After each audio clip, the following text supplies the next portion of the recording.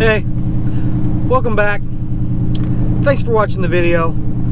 It's been about a week and a half since I made a video. Here in southern Indiana, it has been stupid hot, as I'm sure it has been in a lot of the country.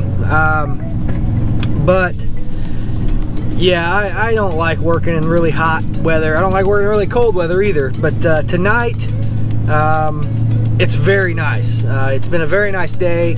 So I figured, why not head down to the garage and do a little bit of work. So that's where we're heading now. Heading down to my garage and gonna see what we can do on the Junkstang. I don't have a whole lot I can do right now, but I figure, you know, I need to get a video out and do a little bit of work, so perfect night to do it. We do have the paint prep that's gonna be starting in probably the next episode, not this one. This one I do have, I don't know, I got a little bit to do. You'll see here in a minute. Yeah, so we had a really good 4th. Had a good time. We got the Junkstang out last night. Gave a couple people a ride, and they loved it. You know, it's not the fastest thing in the world, and never will be. But it doesn't mean it's not fun, and fun is what it's all about. So, anyway, pulling up the garage now and see what we can figure out and see what we can find to do. All right, so we're back in the garage, as I just said we would be. Last time I took the car for a ride. It was probably the longest drive the car's been on. So when I got back, I noticed that the idle was really high. It was idling like almost 2,000 RPM.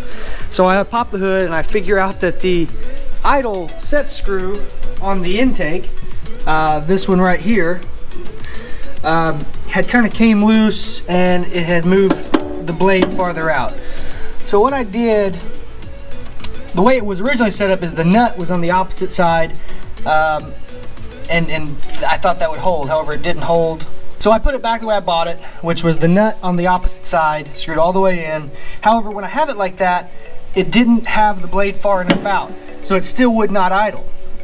So in case you're having the same problem with the SV throttle body, what I had to do is this tab right here, this one, is very malleable. It's very bendable. So I bent that, I mean, 10,000ths maybe, and it put it where it needs to be. So before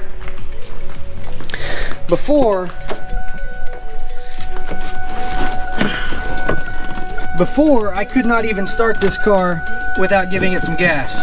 Now I can just, you know, push the clutch in, turn the key, and she idles like she should. So that's a win in my book. But it'll still shut off if you turn the air conditioner on. See, watch. And oh, it lives. It lives. Maybe I'm wrong. That's awesome. Anyway, let's move on to the next thing.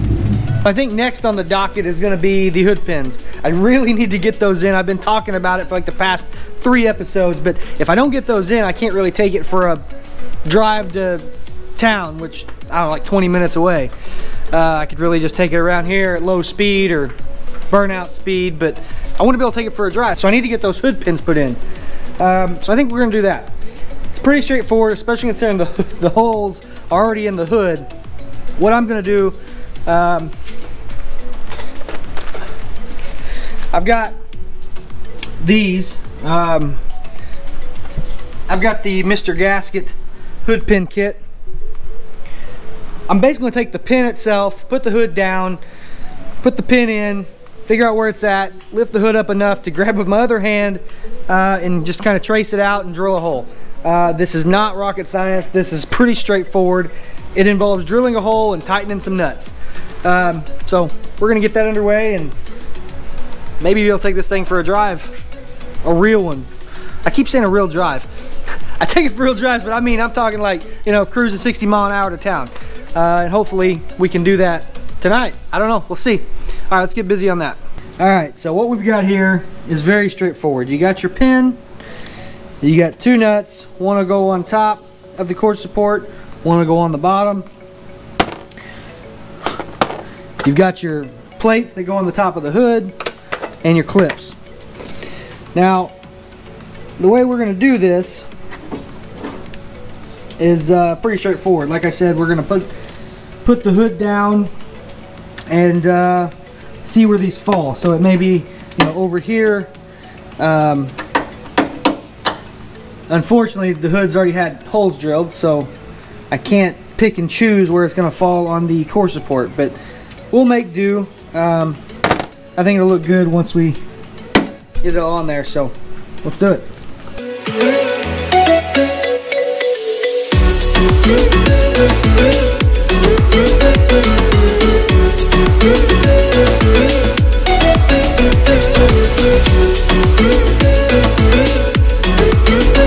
So we ran into a slight problem with the Mr. Gasket hood pin kit.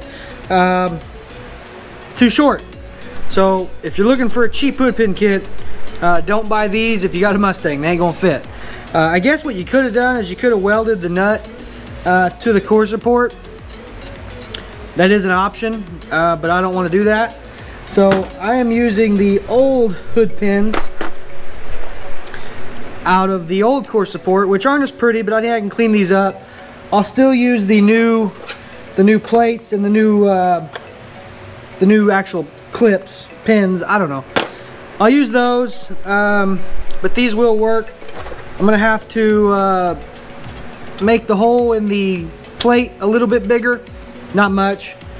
No idea what brand these are. God only knows how long they were on the car before I got it. So, but either way, at least I have them. They're long enough. We're gonna rock these so I can at least get the pins in. May change down the road, may not, probably not. Either way, let's put these in.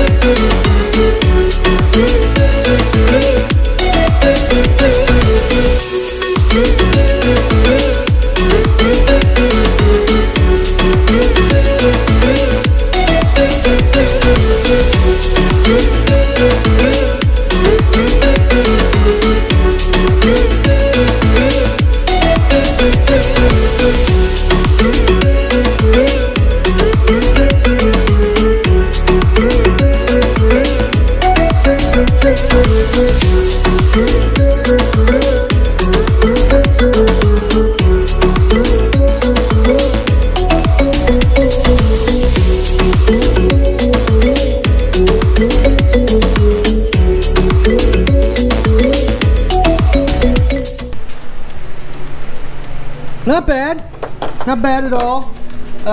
It was a little more work because we had to make it work, unfortunately. The holes that were already there weren't where I needed them to be.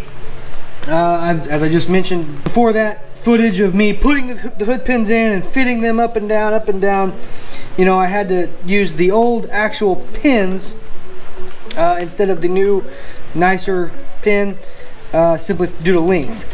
I had to remount the hole in the plate. I think I still got a little bit of adjustment to do with the height of the actual pins. But they work just as they're supposed to. If I can open the hood. So, nothing pretty. Basically a threaded rod with a hole in the top. But, yeah. But at least they're in. They are functional.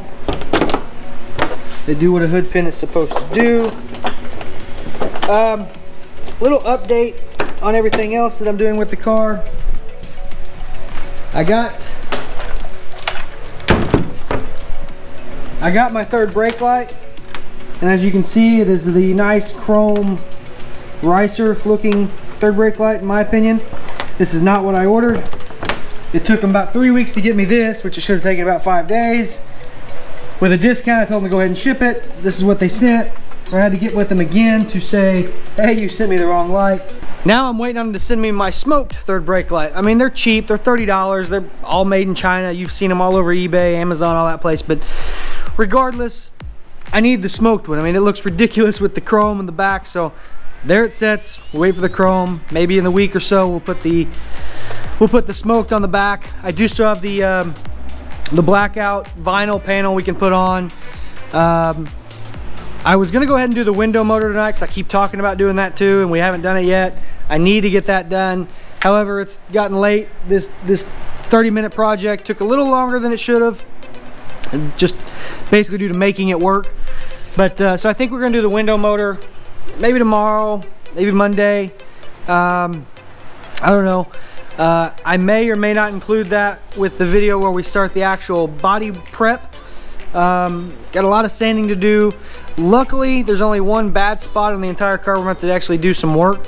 The majority of the rest is going to be some, you know, 220 and then maybe some wet sand with some 320 and whatever up from there before we spray the base clear.